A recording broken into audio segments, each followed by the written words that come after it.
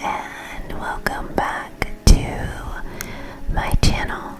I am the masked ASMR artist, at least for now. Thank you for joining me in tonight's reading of chapter 14 of The Last of the Mohicans. We will start with lighting our candle and setting our intention, cleansing our space, getting a few triggers in, and then we'll go into the book and paper and whisper triggers. And so we'll start with the summary and then we'll go into chapter 14. So let's just get right into it, shall we? So I don't have nails on, as you can see. So we're going to try this tonight without nails. Just because. Alright, here we go. So we're going to set our intention. So let's go ahead and light our candle first.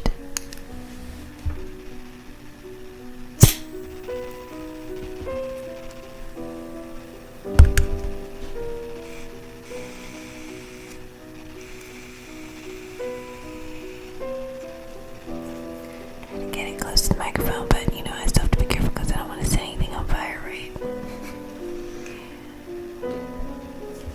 Okay, let's go and put it into our Himalayan sea salt candle holder, tea light candle holder.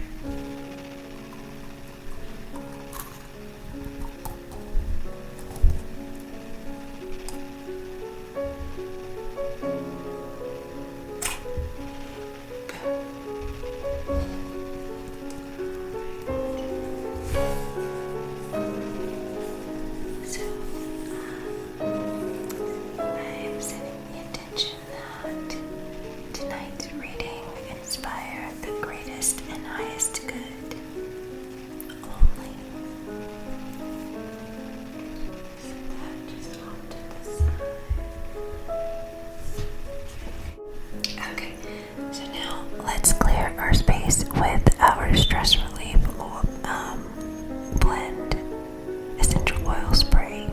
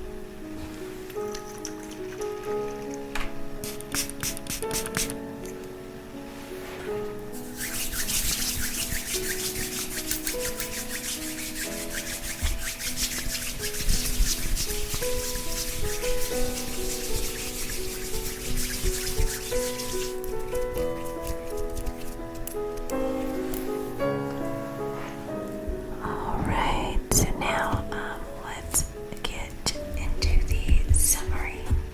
And so we've gotten up to chapter 13. So just to recap, this group of people that we've been following have been in the woods, right? Well, they had gotten caught, and then they escaped. They had that battle, and then they escaped, and now they've been just traveling all day long, and they ended up going to a camp or some kind of old building that had been there for a while and been deserted. And Chingachgook remembered some battles or a battle he had there with the Mohawks or the Iroquois, right? And I believe they killed all of those Native Americans from that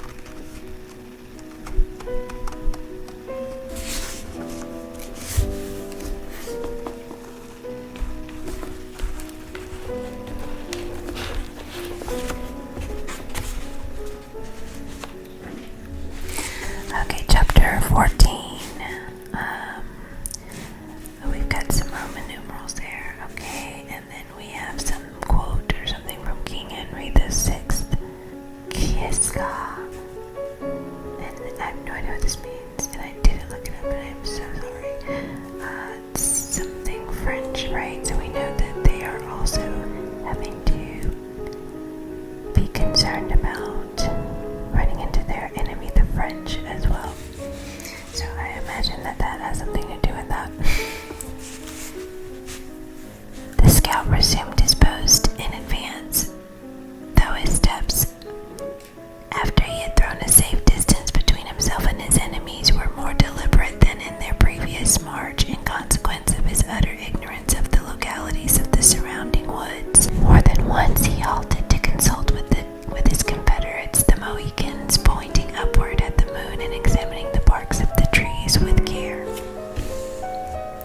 In these brief pauses, Hayward and the sisters listened with senses rendered doubly acute, by the danger to detect any symptoms which might announce the proximity of their foes.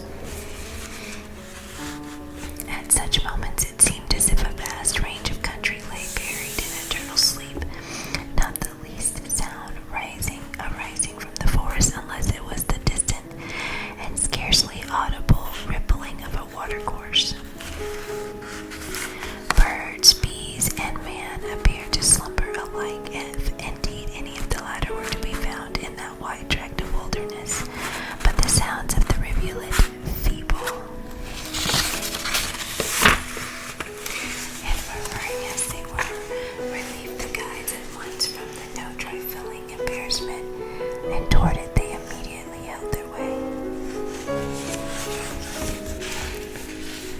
When the banks of the little stream were gained, Hawkeye made another halt, and taking the moccasins from his feet, he invited Hayward and Gamut to follow his example. He then entered the water, and for near an hour they traveled in the bed of the brook, leaving no trail.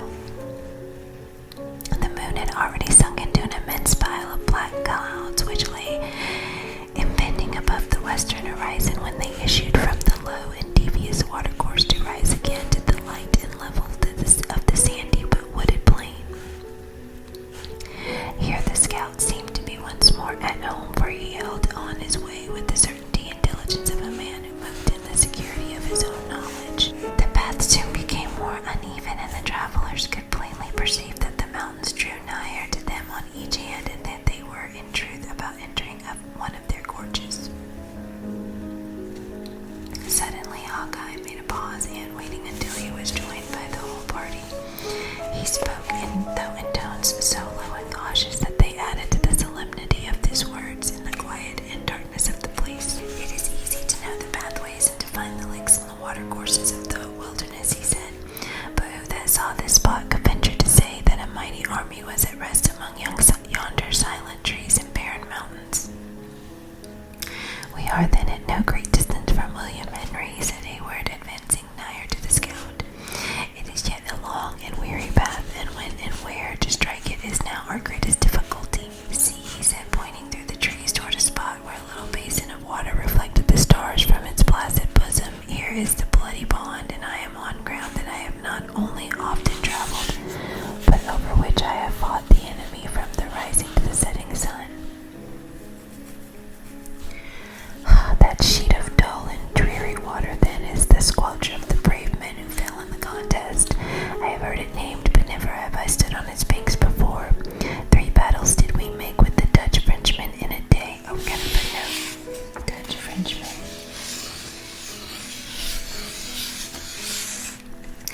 Baron Deeg saw a German in the service of France. A few years previously to the period of the tale, this officer was defeated by Sir William Johnson of Johnstown, New York, on the shores of Lake George.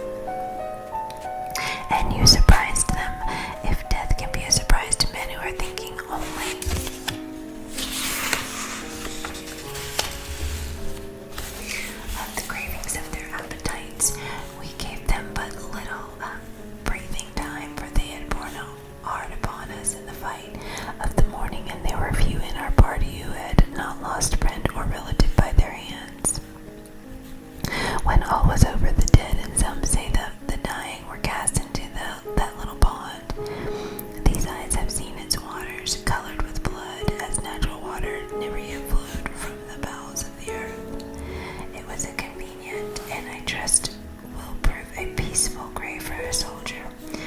You have then seen much service on this frontier. Hey, said the scout, erecting his tall person with an air of military pride. There are not many echoes among these hills that haven't rung with the crack of my rifle, nor is there the space of a square mile atwixt a Rican and the river that Killdeer hasn't dropped a living body on, be it an enemy or be it a brute beast. As for the grave being as quiet as you mention, it is another matter. There are them in the camp who say an pink man to lie still should not be buried while the breath is in the body, and certain it is that in the hurry of that evening, the doctors had but little time to say who was living and who was dead. You see nothing walking on the shore of the pond. 'Tis not probable that any are as houseless as ourselves in this dreary forest, such as he may care but little for house or shelter, and Nitru can never wet a body that passes its days in the water, returned the scout, grasping the shoulder of Hayward with such a convulsive strength as to make the young soldiers painfully sensible how much superstitious terror had got the mastery of a man usually so dauntless. By heaven, there is a human form, and it approaches.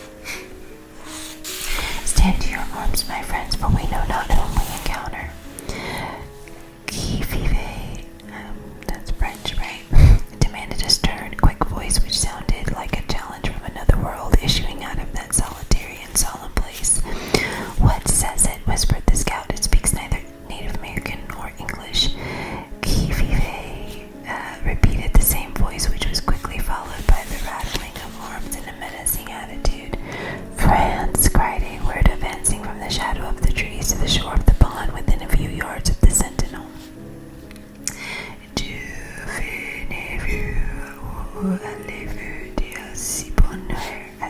Sorry about that, guys. Demanded the grenadier in the language and with the accent of a man from old France. J'avais de la découverte et je vais m'y coucher. Êtes-vous officier du roi? Sans douter, mon camarade, mi prince du Bourron provincial. Je suis captain de chasseurs. Hayward well knew that the other was a regiment in the line. J'ai ici avec moi les filles du commandant de la fortification. Tu es entendu parler. Je les ai fait prisonniers près de leur fort et je les conduis au général. Ma foi, madame, je ne suis fâché pour vous, exclaimed the young soldier. Well, that was a struggle, wasn't it? Touching his cap with grace, my fortune de carrière, vous trouver notre général Provéon et bien poli avec les dames. Si es le caractère de carrière, Segura with admirable self-possession. Adieu, mon ami, je vous souhaiterai un devoir plus agréable à remplir. The soldier made a low and humble acknowledgment for her civility, and Hayward, adding upon "Oui, mon camarade," they moved deliberately forward, leaving the sentinel.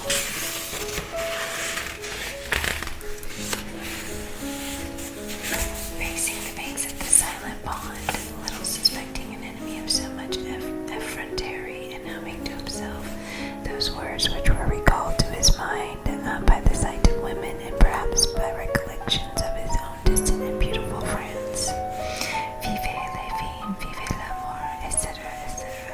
'Tis well you understood the knave, whispered the scout when they had gained a little distance from the place, and letting his rifle fall into the hollow of his arm again.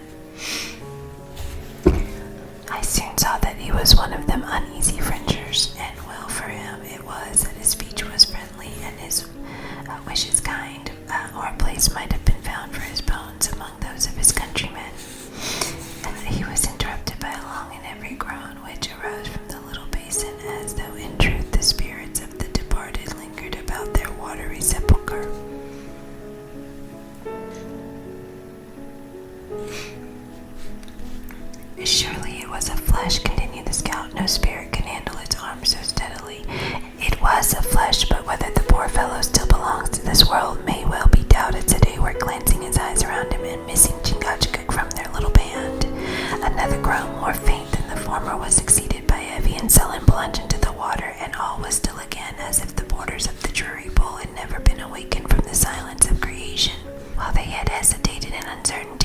form of the Native American was seen gliding out of the thicket as the chief rejoined them. With the one hand he attached to the reeking scalp of the unfortunate young Frenchman to his girdle, and with the other he replaced it the knife and tomahawk that drunk his blood.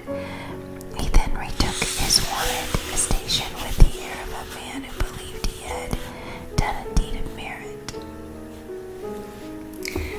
The scout dropped one end of his rifle to the earth, and leaning his hands on the other, he stood, musing in profound silence. Then, shaking his head in a mournful manner, he muttered, "'Twould have been a cruel and an unhuman act for a white skin, but 'tis the gifted nature of a Native American, and I suppose it should not be denied. I could wish, though, it had befallen an accursed Mingo rather than that gay young boy from the old countries." "Enough," said Hayward, apprehensive the unconscious sisters might comprehend the nature of the detention, and conquering his disgust by a train of reflections very much like that of the hunter. "'Tis done, and though better it were left undone, cannot be amended. You see, we are too obviously within the sentinels of the enemy. What course do you propose to follow?" "Yes," said Hawkeye, rousing himself again, "'tis as you say, too late to harbor further thoughts about it. The French have gathered around the fort in good earnest, and we have a delicate needle to thread in passing them. And but little time to do it," added Hayward, glancing his eyes upwards toward the bank of vapor that concealed the setting moon. "And little time to do it in," repeated the scout. The thing may be done in two fashions, by the help of Providence, without which it may not be done at all." "Name them quickly, for time presses." "One would be to dismount the gentle ones and let their beasts range the plain by sending the Mohicans in front. We might then cut a lane through their sentries and enter the fort over the dead bodies."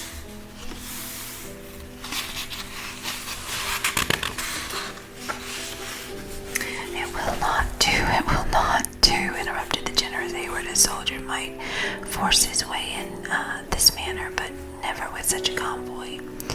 'Twould be indeed a bloody path for such tender feet to wade in," returned the equally reluctant scout, "but I thought it fitting my manhood to name it. We must then turn in our trail and get without the line of their lookouts, when we will bend short to the west and enter the mountains, where I can hide you so that all the devil's hounds in Montcalm's Bay would be thrown off the scent for months to come.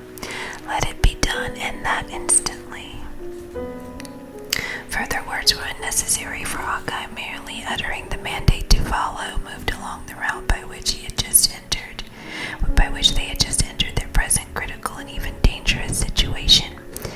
Their progress, like their late dialogue, was guarded and without noise, for none knew at what moment a passing patrol or a crouching picket of the enemy might rise upon their path.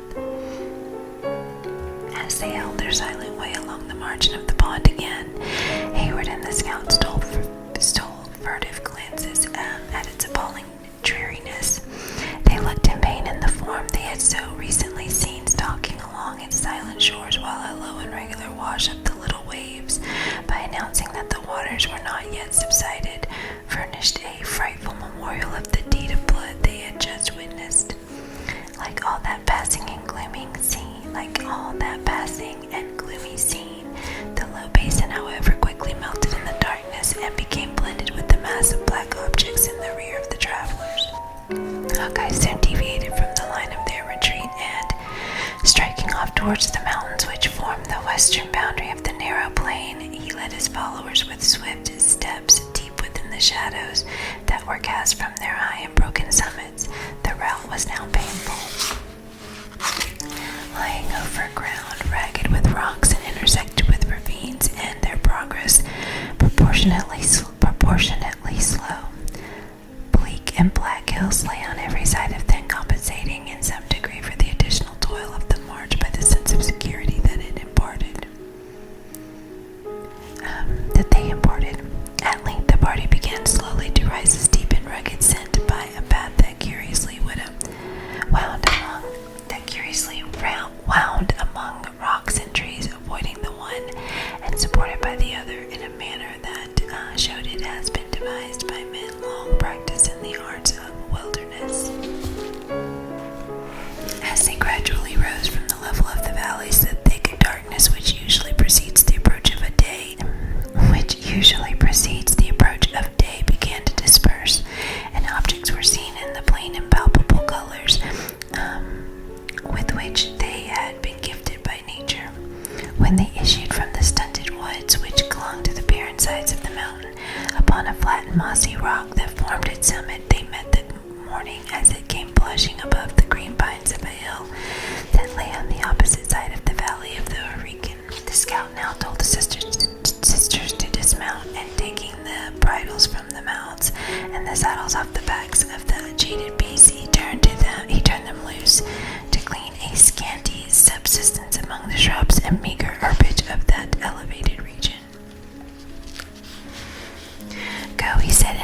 food where nature gives it to you, and beware that you become not food to ravenous wolves yourselves among these hills. Have we no further need of them to meditate a word to see and judge with your own eyes, said the scout, advancing toward the eastern brow of the mountain, whither he beckoned for the whole party to follow. If it was as easy to look into the heart of man as it is to spy out the nakedness of Montcalm's camp from this spot, hypocrites would grow scarce, and the cunning of a Mingo might prove a losing name compared to the honesty of a Delaware.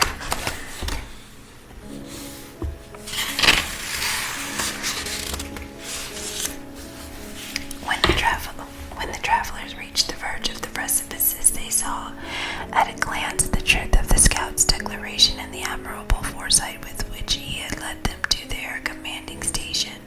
The mountain on which they stood, elevated perhaps 8,000 feet in the air, was a high cone that rose a little in advance of that range which stretches for miles along the western shores of the lake, until meeting its sisters miles beyond the water, it ran off toward the Canadas in confused and broken masses of rock thinly sprinkled with evergreens. Immediately at the feet of the party, the southern shore of the Mohicans swept in a broad semicircle from mountain to mountain, marking a wide strand that soon rose into an uneven and somewhat elevated plain. To the north stretched the limpid, and as it appeared from that dizzy height, the narrow sheet of the holy lake, indented with numberless bays, embellished by fantastic headlands, and dotted with countless islands. At the distance of a few leagues, the bed of the water became lost among mountains, or was wrapped in the masses of vapor that came slowly rolling along their bosom before a light morning air.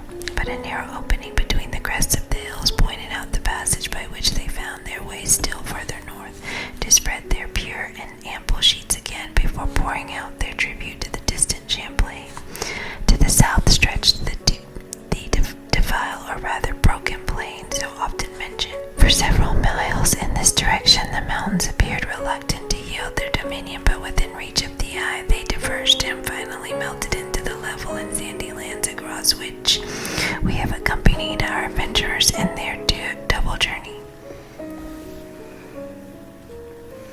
Along both ranges of hills which bounded the opposite sides of the lake and valley, clouds of light vapor were rising in spiral wreaths from the uninhabited woods, looking like the smoke of hidden cottages, or rolled lazily down the declivities to mingle with the fogs of the lower land. A single solitary snow-white cloud floated above the valley and marked the spot beneath which they lay, the silent pool of the bloody pond.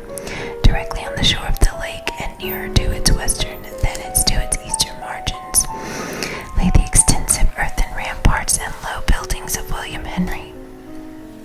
Two of the sweeping bastions appeared to rest on the water which washed their bases, while a deep ditch and extensive morasses guarded its other sides and angles. The land had been cleared of wood for a reasonable distance around the work, but every other part of the scene lay in the green livery of nature, except whether the limpid water mellowed the view, or the bold rocks thrust their black and naked heads above the undulating outline of the mountain ranges. In its front might be seen the scattered sentinels who held a weary watch against their numerous foes, and within the walls themselves the travelers looked down upon men still drowsy with the night of vigilance. Toward the southeast, but in immediate contact with the fort, was an entrenched camp posted on a rocky eminence that would have been far more eligible for the work itself, in which Hawkeye pointed out the presence of those auxiliary regiments that had so recently left the Hudson in their company. From the woods, a little further to the south, rose numerous dark and lurid smokes that were easily to be distinguished from the pure exhalations of the springs, and which the scout also showed to Hayward as evidences that the enemy lay in force in that direction. But the spectacle which most concerned the young soldier was on the western bank of the lake, though quite near to its southern termination, on a strip of land which appeared from his stand too narrow to contain such an army, but which,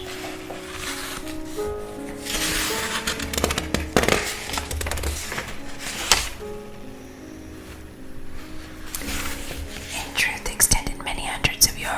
shores of the Mohicans to the base of the mountain were to be seen of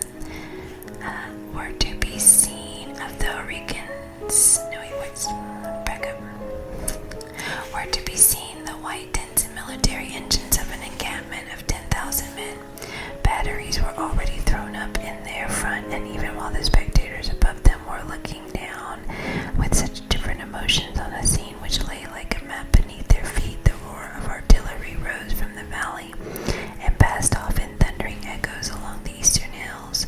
Morning is just touching them below, said the deliberate and musing scout, and the watchers have a mind to wake up the sleepers by the sound of cannon.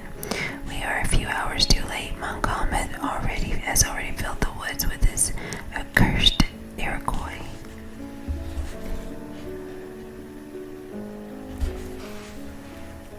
The place is indeed infested, said Duncan, but is there no expedient by which we may enter? Capturing the works would be far preferable to falling again into the hands of roving Native Americans. See, exclaimed the scout, unconsciously directing the attention of Cora to the quarters of her own father. How that shot has made the stones fly from the side of the commandant's house. Those Frenchers will pull it to pieces faster than it was put together, solid and thick though it be. Hayward, I sicken at the sight of danger that I cannot share, said the undaunted but anxious daughter. Let us go to Montcalm and demand admission. He dare not deny a child of the boon. You would scarce find the tent of the Frenchman with the hair of you on your head, said the blunt scout. If I had but one of the 1,000 boats which lie empty along that shore, it might be done.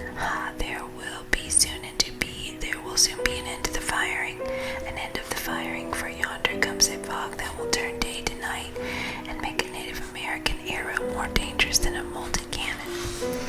Now, if you are equal to the work and will follow, I will make a push, and for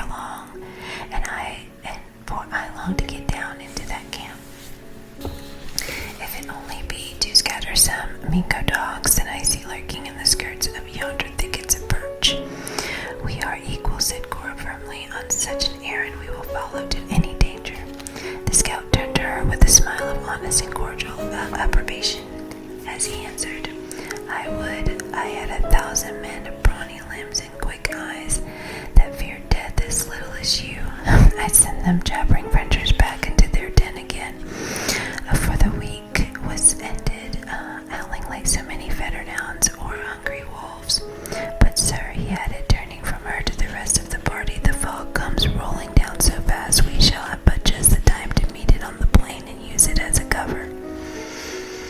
Remember, if any accident should befall me, to keep the air blowing off on your left cheeks, or rather follow the Mohicans. They'd send their way, be it in day or be it at night. He then waved his hand for them to follow and threw himself down the steep declivity with free but careful footsteps. Hayward assisted the sisters to descend, and in a few minutes they were all far down a mountain whose sides that they had climbed with so much toil and pain. The direction taken by Hawkeye soon brought the travelers to the level of the plain, nearly opposite to a sally port in the western certain of the fort, which lay itself at the distance of about half a mile from the point where he halted to allow Duncan to come up with his charge.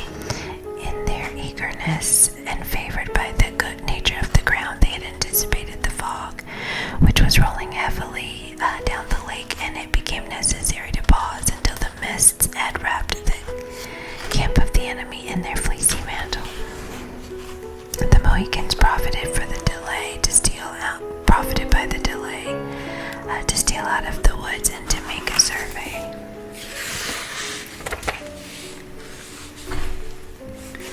Of surrounding objects, they were followed at a little distance by the scout with a view to profit early by their report and to obtain some faint knowledge for himself of the more immediate localities. In a very few moments he returned, his face reddened with vexation, while he muttered his disappointment in words of no very gentle import.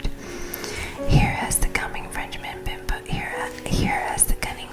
been posting a picket directly in our path, he said. Redskins and whites, and we shall be as likely to fall into their midst as to pass them in the fog.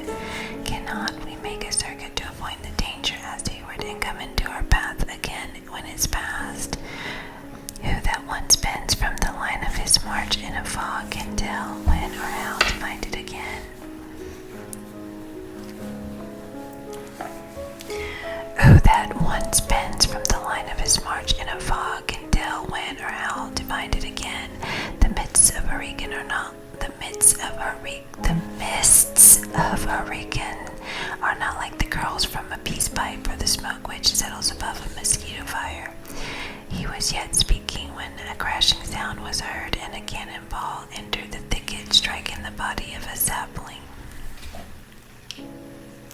and rebounding to the earth, its force being much expanded by previous resistance. The Native Americans followed instantly like busy attendants on the terrible messenger, and Uncas commenced speaking earnestly and with much action in the Delaware tongue. "It may be so, lad," muttered the scout when he had ended, "for desperate fevers are not to be treated like a toothache.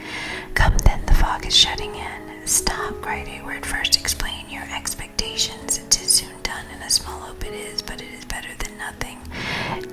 This shot that you see," added the scout, kicking the harmless iron with his foot, "has plowed the earth in its road from the fort, and we shall hunt for the furrow it has made, and when all other signs fail." "No more words but follow, or the fog may just leave us in the middle of our path, a mark for both enemies to shoot at." Hayward, perceiving that in fact a crisis had arrived, when acts were more required than words, placed himself between the sisters and drew them swiftly forward.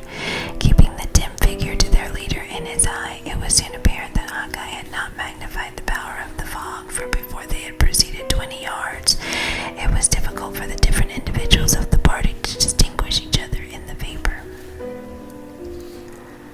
They had made their little circuit to the left and were already inclining again toward the right, having, as Hayward thought, got over nearly half the distance to the friendly works, when his ears were saluted with the fierce summons apparently within 20 feet of them.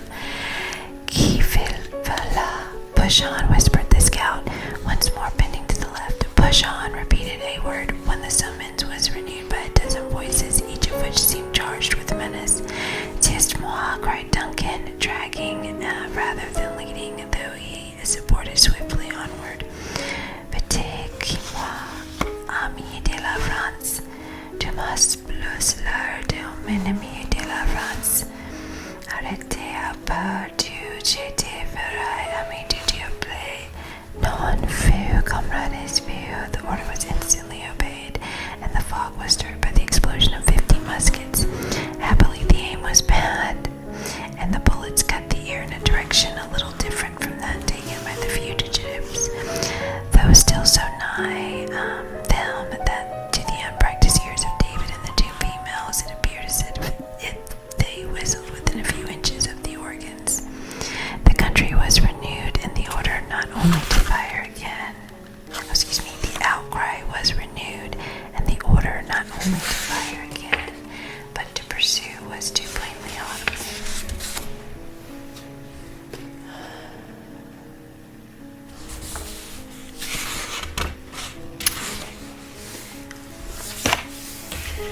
When Hayward briefly explained the meaning of the words they heard, Hawkeye halted and spoke with quick decision and great firmness. "Let us deliver our fire," he said. "They will believe it as sortie and give way, or they will wait for reinforcements." The scheme was well conceived, but failed in its effects. The instant the French heard the pieces, it seemed as if the plain was alive with men, muskets rattling along its whole extent from the shores of the lake to its furthest boundary of the woods. "We shall draw their entire enemy upon us and bring on a general assault," said Duncan. "Lead on, my friend, for your own life and ours." The scout seemed willing to comply, but in a hurry of the moment and in the change of position he had lost the direction. In vain he turned the other cheek toward the light air. They felt equally cool.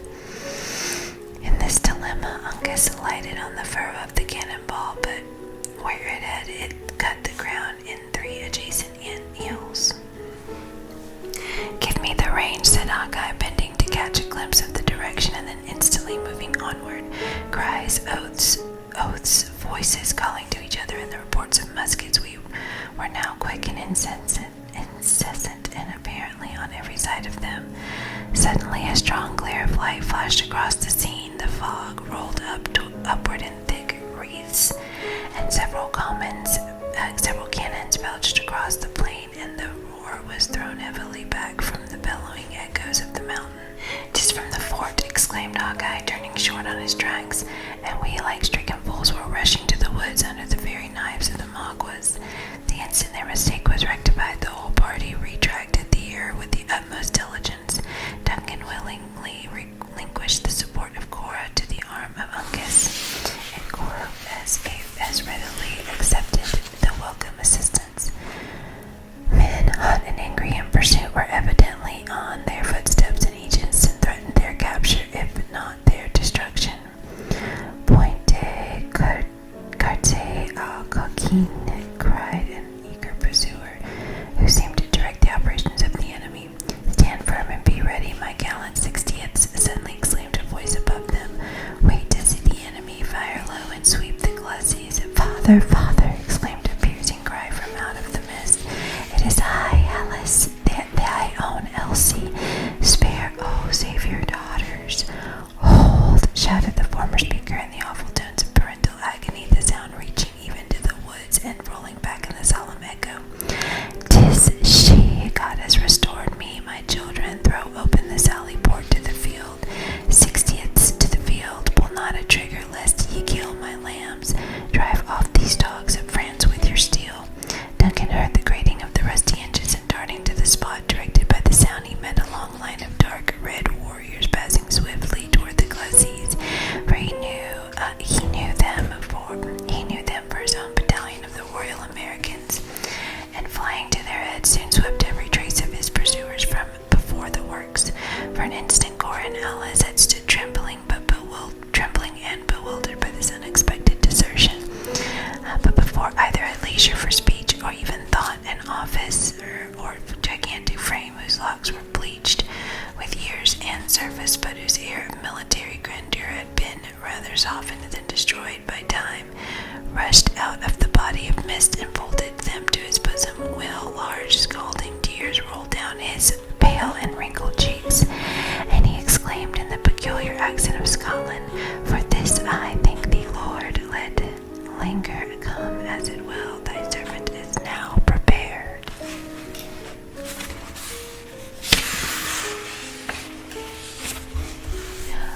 Okay, well, I hope you enjoyed tonight's reading. Thank you again